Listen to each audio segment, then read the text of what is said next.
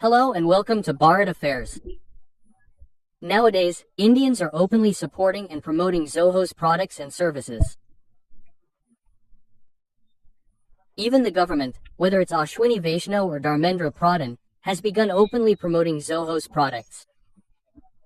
Recently, an update has emerged regarding Arattai, a messaging app similar to WhatsApp. Regarding signups, it's reported that 185 times more people are signing up for it today. Furthermore, Arattai also stated that they are constantly adding new features, as WhatsApp is available on mobile phones and PCs today, but not on Android TVs. It's also been said that Arattai can be used on Android TVs, which makes it quite different from WhatsApp. Not only this, a few days ago, we made a video on Zoho browser, which is Google Chrome's rival. We said, many people are using it too. An update is also coming out regarding this. The Zoho browser has beaten Google Chrome in the App Store rankings. You'll see articles here, basically from October 4th. Not only this, Zoho's LLM, which is just like ChatGPT, was launched in July.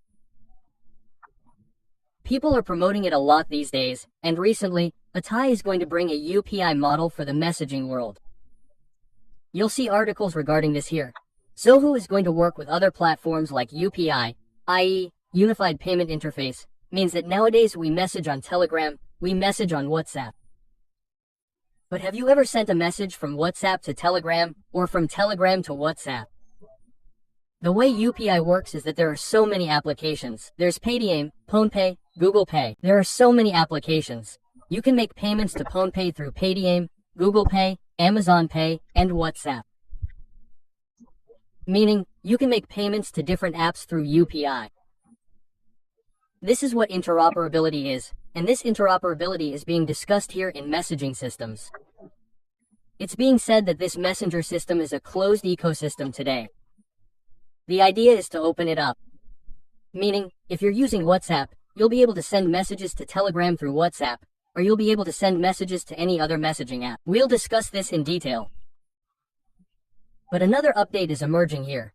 The Education Ministry has announced that Zoho's Office Suite is now being made mandatory, where every government department will use Zoho's Office Suite. We'll discuss these in detail in this video. First, let's discuss Zoho's plans. Zoho is currently in collaboration with iSpirit, the Indian Software Products Industry Roundtable, a kind of think tank. Discussions are underway. You can also watch it directly here. Venbo wrote, and we have initiated discussions with Sharad Sharma of iSpirit. It's being said that similar to the interoperability seen in UPI or email, there's talk of bringing it to messages as well. Meaning, there's talk of developing a standard open messaging protocol. Just like all the UPI-based apps today, whether it's Google Pay, Paytm, or PhonePe, work like this.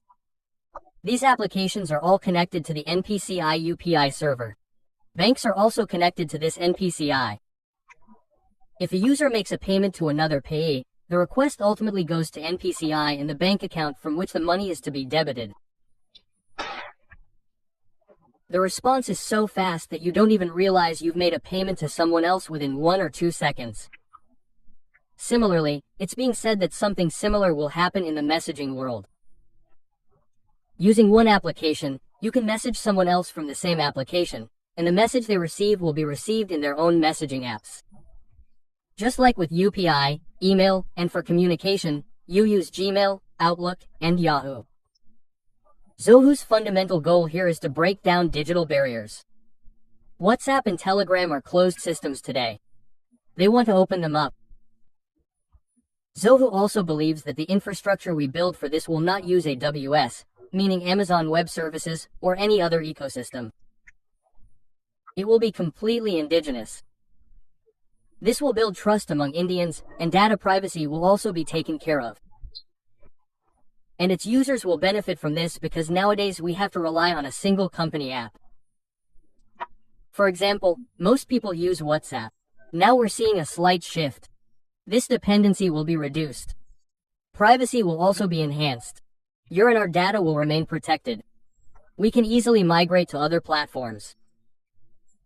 And in the tech industry, there's an opportunity for startups to build apps that are similar to UPI-based apps like Google Pay, PhonePe, and B. Similarly, startups will now begin developing messaging apps. Furthermore, the government and regulators can also align this with the digital public infrastructure vision, and this will support a self-reliant India. It's also being said that after Aadhaar, UPI, and DigiLocker, India's Stick 2.0 could happen.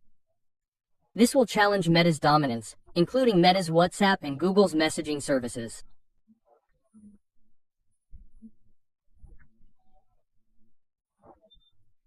They can also learn from Zoho Arattai that they too must comply with interoperability. Dharmendra Pradhan, on behalf of the Education Ministry, has clearly stated that using Jio's Office Suite, whether PowerPoint or Excel, is now mandatory. It's compulsory for every government department. This is a significant development these days and is being touted as a strategic move. Reliance on foreign software is being reduced here, and India's own office suites, such as Z-Writer Z for word processing, Z-Sheet J, Z-Show J, and Z-Work Drive, are now being used here. This is important because the government had already advised in July to stop using email and shift from email to a new platform. At that time, updates were coming out about the data leak of 16 billion credentials, and this is why the government advised this shift. Furthermore, we're talking about August of this year. It was reported that the cost of the data bridge in India was coming to 22 crore rupees. You may have noticed during the Pahalgam attack and just before Operation Sindoor, in May, some Pakistani cyber groups attempted to hack Indian defense sites. However, Pakistan failed to succeed because India was constantly monitoring the situation.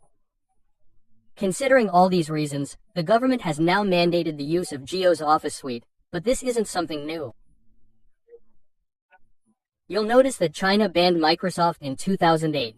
Since then, China developed its own WPS Office in 2020 and completely replaced Microsoft Office. Similarly, Russia uses M-Office. Even France, considered a Western country, is currently using Blue Mind. It's using Nextcloud, its own office suite. So why can't India use it here? So, in conclusion, Zoho's initiative is going to redefine India's digital communications landscape. Just as interoperability is seen in UPI, similarly, bringing interoperability to the messaging world will transform the entire messaging world. It will transform it from a closed, monopolized space into an open, collaborative, and sovereign digital ecosystem. And if it succeeds, it could make India a global leader in building a digital public infrastructure for messaging. Just as we saw in payment systems, we can see the same in the messaging world. What do you think of this update? Please comment. See you in the next video. Until then, thank you. Thank you so much.